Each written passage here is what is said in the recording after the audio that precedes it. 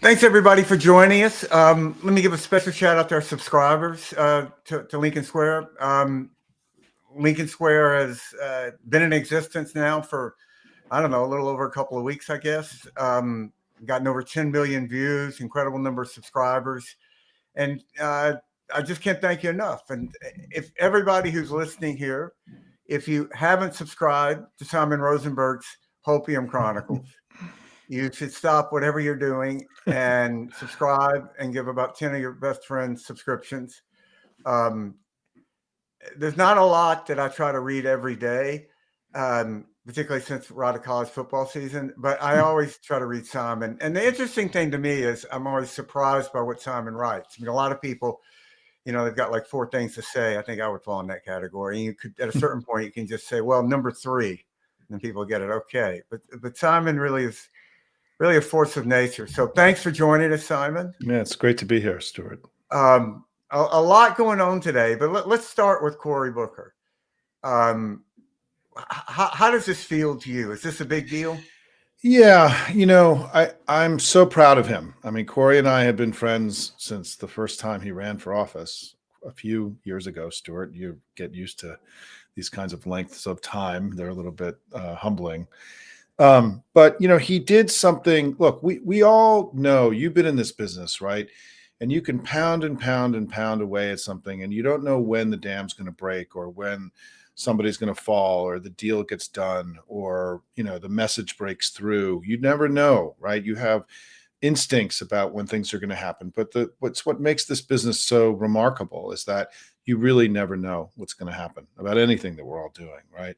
And today, in the last 24 hours, I think Cory Booker, helped the Democratic Party and our pro-democracy movement find a higher gear. I think and he's now, courage is contagious. And I think that he already, he's going to lift all of us up through his courage, his passion, his incredible eloquence, his incredible understanding of history, and his ability to bring it to life. This was a big day. I think this was like a big shot in the arm that we needed to help continue to raise our game and elevate up to rise to the moment, which I think has been a little bit of a struggle for the Democratic Party so far.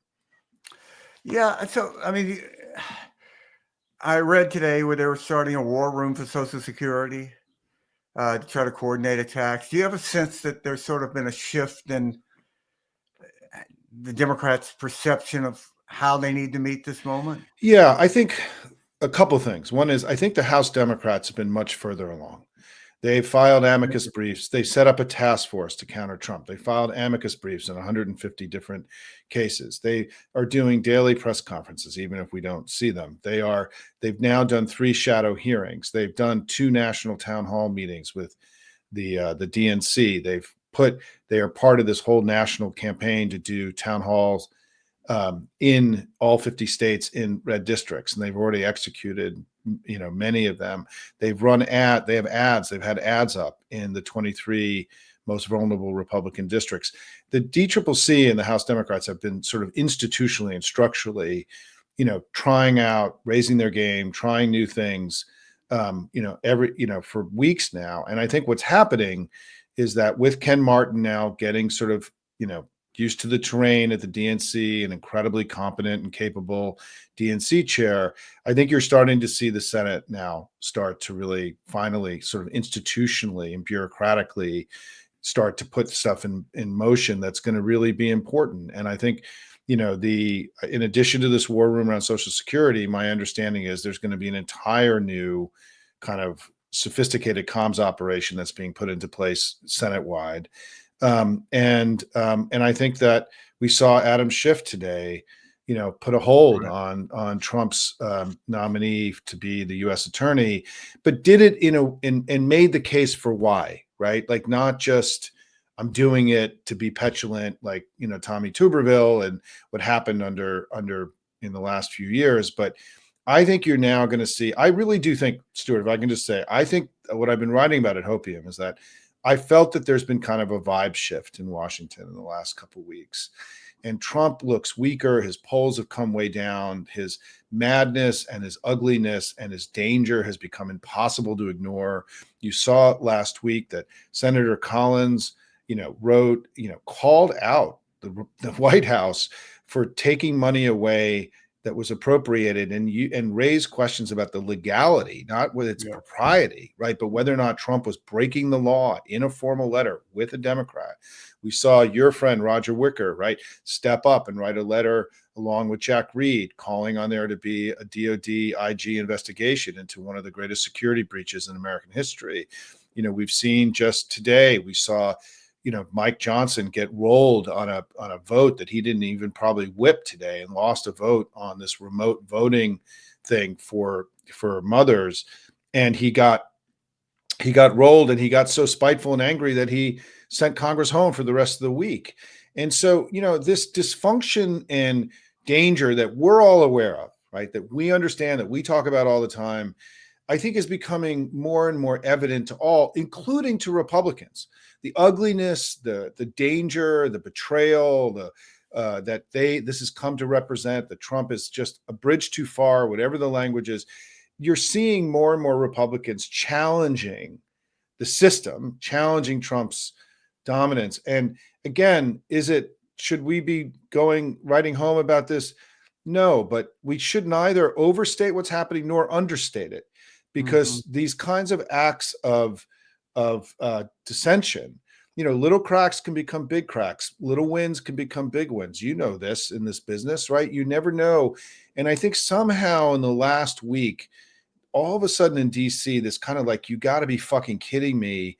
This guy's a crazy man kind of sentiment is settling in deeper to more people. And the sort of general unhappiness that Republicans have from losing a state Senate race, that they hadn't lost since the 1880s, right? Them retreating on the Stefanik, nomination, which was a panicky kind of sign of weakness in the White House. All of this together, I think, has created, where Trump looks now weaker and vulnerable. And the key is, Stuart, and you know this because we've talked about this before, is that for a strong man like Trump, if he starts to look vulnerable, and if his veil of strength is pierced, it becomes devastating, because what's underneath all of that is historic ugliness, betrayal, traitorous treason activity, right? Tanking the American economy, destroying our government.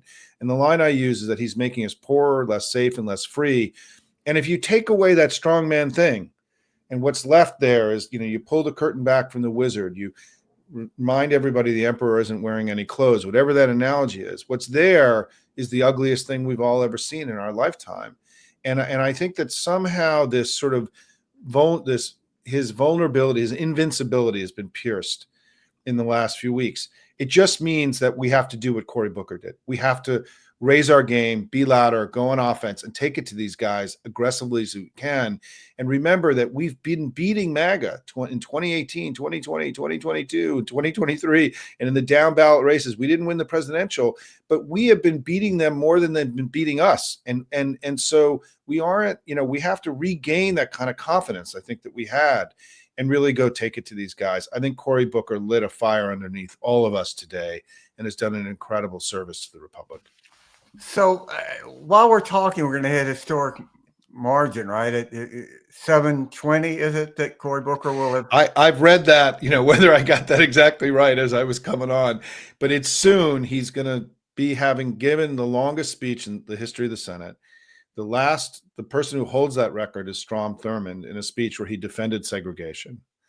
So to have that be replaced with a speech defending our republic, and sort of this incredible manifestation of patriotism and love of country that Cory Booker's exhibited, is somehow makes this moment even more poignant.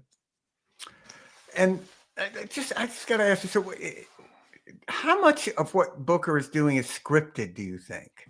Because when you watch it, it's extraordinarily eloquent. So I was with Cory Wednesday night. I love these behind the scene things. Yeah. So I was with him Wednesday night. We text quite frequently. He's an old and dear friend. He's been put into a position of leadership on the Senate messaging stuff. So he's been fishing around as he should be for ideas. I've been sending him memos. We've had, been talking. So I spent time with him on Wednesday night, not a lot of time because there were a lot of people at the event, but he asked me in front of a bunch of other people, like, what more can we do? Right. In this brief time we had together. And I gave him some answers, some things that I shared with him. I sent him a couple memos afterwards, right? And he's been desperate. I got the sense from talking to him that he understood they needed to change the dynamic, that they weren't, fighting high enough and hard enough, and that he needed to do something. And he's like, look, I want you to come over and meet with my whole team in the next few days. I don't know that any of us will ever see him again now that he's become this supernova, right? We all, how that is, Roger, right? And I mean, Roger Stuart is that but it is incredible how much that I think this has fundamentally changed the game today. And I think because what it's doing now, as in this business, is that politicians say, hey, look what he did. Now I can't let him get ahead of me, right? This incredible competition that exists at the presidential level among other senators. They never think that the other guy is better than them. So when someone takes a huge leap like this, it creates an incredible pressure on the system for others to match, to elevate, to go. And that's why I think this is going to be seen as sort of a before and after moment in our pro-democracy movement. Yeah, one of the things that has always struck me about the Democratic Party, I said going back to 20, if I ran the Democratic Party, God help me, every day I would wake up with, a very simple message. We're right, they're wrong. Walk with confidence, have swagger. There's more of us than there are of them.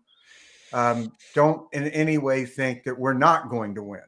You can't win the Super Bowl if you walk out on the field and go, we got a good chance here. You've got to be convinced you're going to win.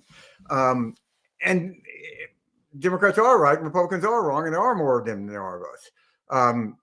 So I think that if anything that could give the sense of confidence to the Democrats, and courage is contagious, as is often said.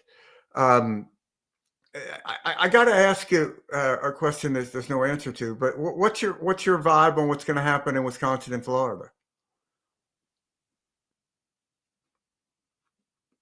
Wait, losing your sound for some reason. Hold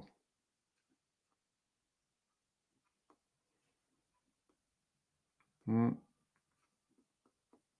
I'm sure it's the Russian sounding.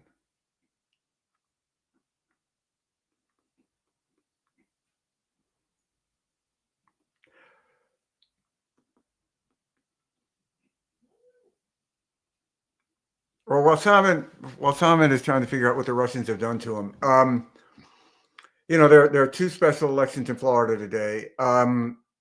Personally, having worked a lot in Florida, I've been pretty pessimistic about both of them. I think it's a lot easier, particularly in the 6, to get to 48 than to get to 51. But the difference between how I think this is going to go down today versus in November of 24, I think it's going to be shocking of how much better Republicans are going to do. Simon, are you back with us? All right. Well, and in Wisconsin, we've never had a judicial race like this in the history of America. It's kind of amazing to think about it.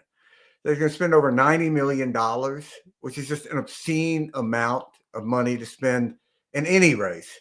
But the idea you're going to spend it to elect a judge, it's just out of control. And you have Elon Musk, who's put in 20 million, I think. And he's out there doing that thing that he did in Pennsylvania with a little variation of paying people to sign a petition, which is really then transferred to a registration pretty easily, and then showing up and rewarding people with $1 million. And I just got to say, I think this is stone cold illegal. And I don't know how it's going to be litigated, but it breaks every sense of how it is to have an honest election. All it is a fraudulent attempt to pay people to vote. And, when that happens, we call it fraud. And it's so ironic, that someone like Elon Musk, that whole Republican side, obsessed with voter fraud. And guess who's committing voter fraud? They are. That's what this is. And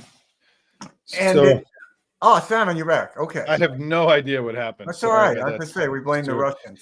Yeah. So you're just asking. I think that, look, I heard what you were talking about with Elon in Wisconsin. And, I think we're all humble after the last few years. But I mean, our team has really raised an incredible amount of money. Ben Wickler has been, our great on the ground leader there again. Yeah, I love that guy. He's just a stone cold pro.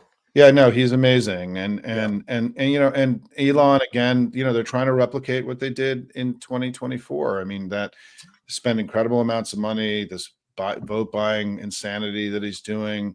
We'll see. We'll know soon. I think the conventional wisdom is that in Florida, we'll shave the margin down, but not get over the top. But we'll see. And I think we all have to admit, look, this is that the Stefanik poll, the polling of Stefanik's nomination last week, and sort of the sort of acknowledgement that they did it because they were worried about whether they could keep her seat.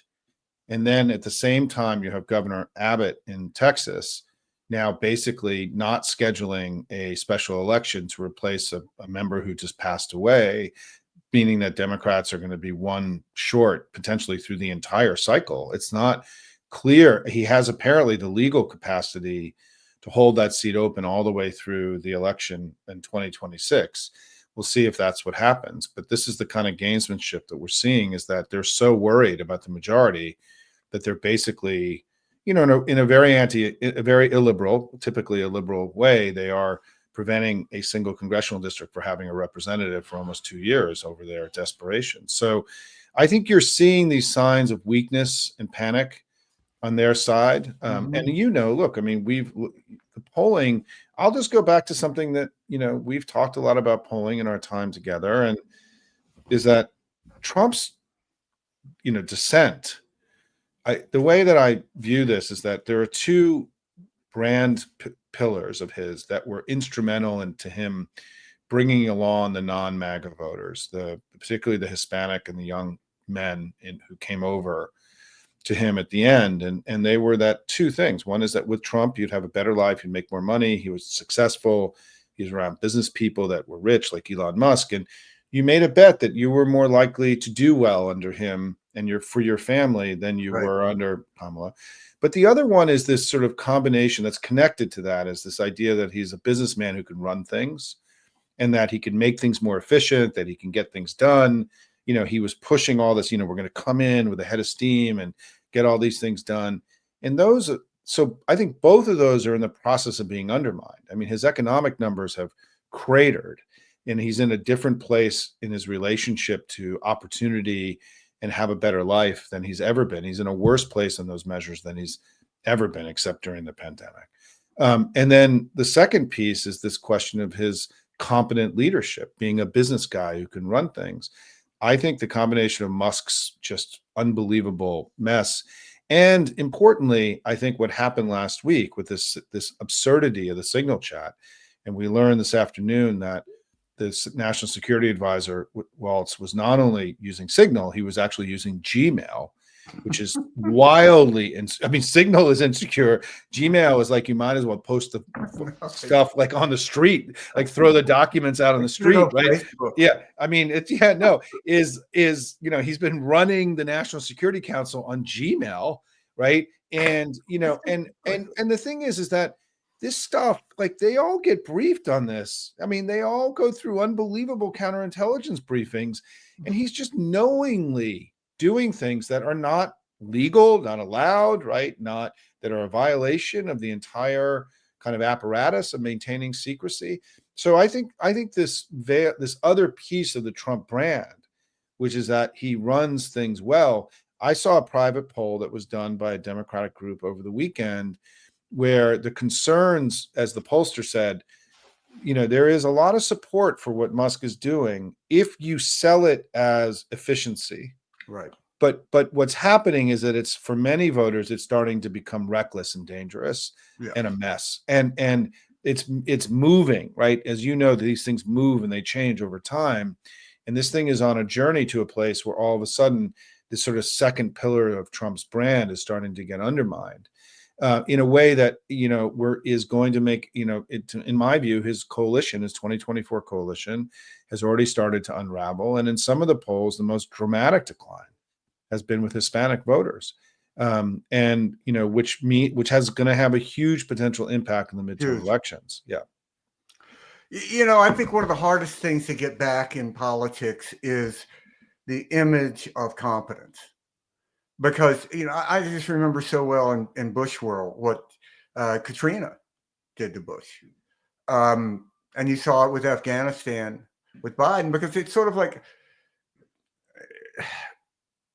people, if you go into this with a sense that you're going to be the adult in the room, which Bush did, sort of. I mean, that was part of the whole Republican shtick then. Right. Which is so ironic now, and Biden had that goodwill of having won, and then once that's shattered, what do you do to get it back? It's just very hard to unsee it. You can go and be competent and not screw up this and this, but you can't unsee that. And I think that's a huge danger for Trump, and particularly given the people that he's surrounded with, which just so greatly increase the odds that it's going to get worse.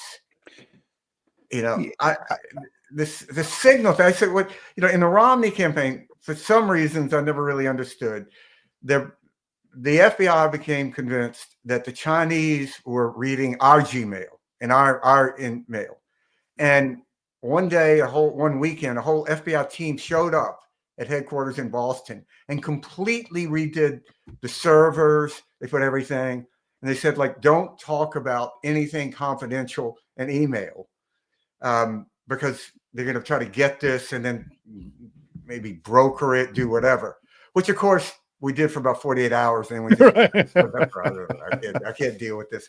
But just that level of concern about a campaign. And that was a long time ago. Yeah. And it's just extraordinary. I think the thing you just said is really, really important for people to understand, that I think that the foundation, while Trump's numbers themselves haven't come down that much yet, right? What's happened, his disapproval has gone way up. Basically, anyone who was undecided has basically now in the disapproval camp. His approval number hasn't come down all that much. It's 46, 47. But the stuff that drives that, right, over time is coming down, and so the way to think about it, it's like the foundation of the house is starting to rot. And at some point, you could start to see significant decline up top in the top numbers, right? And I think this idea that he's losing these sort of the two most powerful brand attributes that were the bridge to the non-MAGA voters, the 20-25% of the people who voted for him who are not MAGA. And that the thing you said, I think, is, I've been thinking about, I haven't wanted to say this because President Carter just passed, but as you know, in the Republican Party, Carter is something very different for Republicans than he is for Democrats, right? He's the sense of weakness and, fecklessness, and he, what happened in Iran and so on, that he was weak, one-term president. And all of a sudden, Trump is facing, I think one of the reasons he's floating this third term thing is that he has the combination now of being really old. He's the oldest person ever elected president in our history. And he's starting to make incredible mistakes. His numbers are coming down. I have to believe that La Savita and the political team have been raising incredible alarms, right, about what's going on with the clear decline in his approval rating. And that what he's doing is he's raising the third term because he doesn't want to be unpopular, failed, and a lame duck. I didn't want to be a lame duck. Right. But he doesn't want to be all those together, right? And that he's aware that it is very easy for voters just to start to say next, right? Like, he failed, we're checking out. It's like part of what happened to Biden, right? after Afghanistan, Biden lost a lot of people, Yeah. and he didn't get them back. It happened with Carter. It happened, with Katrina and Bush.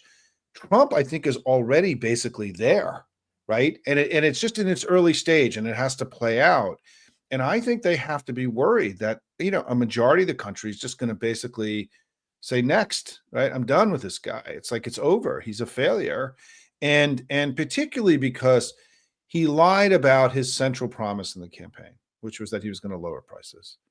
And now he's making jokes that, like, hey, I don't care if auto prices go up. I mean, what the fuck, right? Yeah. Like, I mean, he's playing and defying political gravity here. He believes, because he's become such a tyrant in his own mind, that these political forces he can overcome anything, right? He can get out anything. But he can't on this. And I think that you're seeing the Republican thing in DC is all of a sudden starting to look a little bit wobbly in a way that it wasn't looking 2 weeks ago, which is, again, why we have to go on offense and put as much pressure on this wobbly system as we possibly can. Yeah, I mean, if you sort of step back and you think about it, here's a guy who's got a problem that, he's the oldest president. Maybe he's out of touch. Maybe he's kind of losing some mental acuity. So the way to fix that is to start talking about running for a third term. I know. I mean, it's like, really, you think that's the best way to do that? It's so. I mean, think about the attacks on Biden, right? I mean, the attacks on Biden was that he's too old to run for re-election. Trump is older than Biden was at this point, and just like, it's just so absurd. Like everything with Trump, right? It's just so absurd, and the madness, his madness, right, has become undeniable and impossible to look away from. Greenland, right? Sending JD Vance to Greenland, right? And the continued desire to invade Canada. Canada and Denmark are original NATO signatories. Donald Trump is openly talking about going to war with NATO on two fronts. I mean, if we could come up with something that is a sign that somebody should be removed from office, right, for how fucking crazy this is, I think we're sort of there, Stuart. And I think it's like the stuff with Greenland and Canada is arguably the craziest utterances, things in all of American history, right? Yeah. Yeah, I mean, it really is batshit crazy. And look, if it came down to it and it was us versus Greenland, I would bet on the Greenlanders. They're like the home team. You're going to get some guys from Wisconsin. They're going to be up there in like -50, and they thought they knew what cold was. And these guys could be, no. They just had an election, right?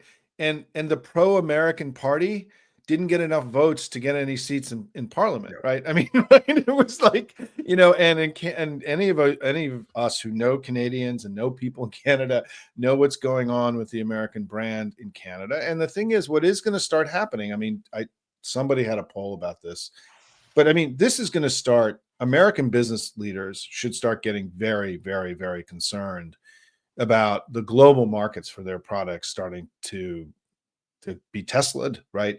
Where, people just start choosing to buy things that aren't American because of the ugliness of our leader and the sense of betrayal that they all feel that America was this great country.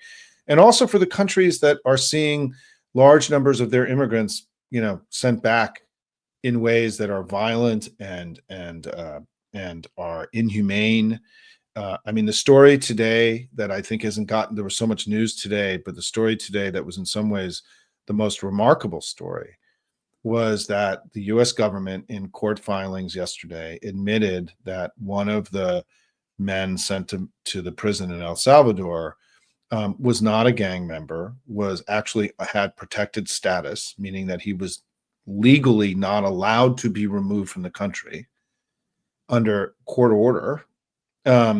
And that they knew this, and they also knew that he had no criminal conviction in the United States, and they took him anyway. And it is, and as Greg Sargent wrote today in a wonderful piece about how this has now become, because they can, as this isn't about whether it's legal, constitutional, none of this is, right? But it's about them showing that they can do it because they can. And that they now can show that they can disappear anyone. If they can disappear someone who has a legal court order to keep them in the country, Right. and who's not committed any crimes, then they can disappear you and I, right? And so it's really an extraordinary thing. I mean, I'm a Tufts grad, and that woman who was snatched from the street, I know that corner. I walked on that corner where she was snatched last week, and just she's still, by the way, still in Louisiana. They haven't coughed her up. She hasn't gone to a court, and for Marco Rubio, who at one point we thought would be one of the adults in the room and countering Trump's extremism, for him to be sort of gleefully talking about how they've revoked the status of over 300 students in the US. That woman lost her status. I mean, the thing that we believe is the thing that triggered her being snatched on the street by plainclothes, masked people and hurled into a SUV, an unmarked SUV, like secret police, interior ministry in other countries, was an op-ed she wrote in a student newspaper. Yeah. Which I read, Yeah. and which was not offensive in any way, right? If I was on somebody close to Tom Holman and cared about Tom Holman, I would tell him, read the history of Argentinian admirals and what happened to them. They all thought that they were completely above the law, that they could disappear anybody, and look what happened to them. I mean, I think if there's any justice in the world, there's going to come a day where there's Tom Holman who is begging for due process, because this is a guy who should be up in front of the Hague. And you break the law like this, I still think that this thing can turn, and these people can be held accountable. So we'll end here. I know we're getting to time. Let me end, because I want to raise something, and I want to challenge you for something for you to think about. Is that, so I've come out with this idea of a letter to America, where our Democrats in Congress, half of Congress, would write a letter to the people of the United States and to the people of the world, laying out the abuses, injuries, and usurpations, to use the language in the Declaration of Independence, of our current mad leader, and how he is both violating the Constitution and breaking the law. I mean, the truth is that Trump and Elon Musk have probably broken more laws in the last 2 months than any Americans in all of our history. Yep. The things they're doing to our government isn't just wrong. It isn't efficiency. It's lawlessness. It's illegal. They're criminals. They're serial criminals. We have been unable to, with Musk right now, there's still this aura of reformer, and cutting and making efficient. We need to add the word criminal, to his brand, right? And this has been, I think, a sort of an incredible strategic rhetorical failure by the Democrats to elevate up, what is happening here in plain, simple language, that no leader of any democracy could just decide that monies that were appropriated and signed by a president could just be, that they could just take it and steal it, basically, right? Because there's no reason to have a legislative branch in that case, right, if they have control over all this money. And I think we need to start doing what you were alluding to, which is we need to say that when we get to the other side of this, that there will be no Merrick Garlands in the next time. Yeah. And that if Bolsonaro can go down, if Le Pen can go down, if the guy in South Korea can go down, right? We learned our lesson here, where that justice was not served from what Trump did, and it will be the next time. And we have to start finding language around this that doesn't sound MAGA-ish in the way that we talk about it, that stays consistent with the pro-democracy movement. But we now have an obligation to make sure that people like Tom Holman go to jail. I have argued in my own writing that we have a choice. Either we have a democracy or Elon Musk goes to jail. There isn't really an in-between place, given the number of crimes that he's committing on a daily basis, right? And the scale of it, the theft of data, right? And all the things. He's also reassigning potentially contracts worth literally tens of billions of dollars to himself away from other vendors. And so we're also now talking about sort of what may be literally the greatest theft of public funds and monies in the Western world, right? And so our inability to assign the proper language around what all this is, I think, has both been a failure, but it's also an incredible opportunity now in this post Cory Booker moment, where Democrats, I think, are going to now be competing to find a higher gear. And so for those who go to my site at hopiumchronicles.com, there's at the nav bar, it's called A Letter to America, and I lay out this whole theory. Great idea, Tony. And so please, if you think it's a good idea, everybody, send that link to your senators and members of Congress. Ask them to sign on. There you go. Next important step. Cory just broke the record. Yeah, he just broke the record. Yeah. And so anyway, thank you. And listen, we'll be knowing soon about what happens tonight, right? Florida counts very quickly, right? Florida is one of the fastest counting states in the country. Well, listen, brother, thank you so much. And let me just say again to everybody, you got to subscribe to the Hopium Chronicles. There's a lot of stuff out there. There's really nothing like what Simon is doing on so many levels. And I think we just got a little glimpse of that. And thank you for supporting Lincoln Square. Congratulations on your strong launch, by the way. It's really exciting. And welcome to the Substack family. Yeah, no, thanks. Substack has proven to be an incredible platform. And just every one of you are making this possible. There's nobody else out there that's going to save us. We don't have any billionaires, though we're open to it. If they want to call, they could call me or Simon, and we would definitely take their calls. But we are our own destiny. So thank you. Let's hope for a good night tonight. And we're right, they're wrong. All the best. Thank you. Thanks, everybody.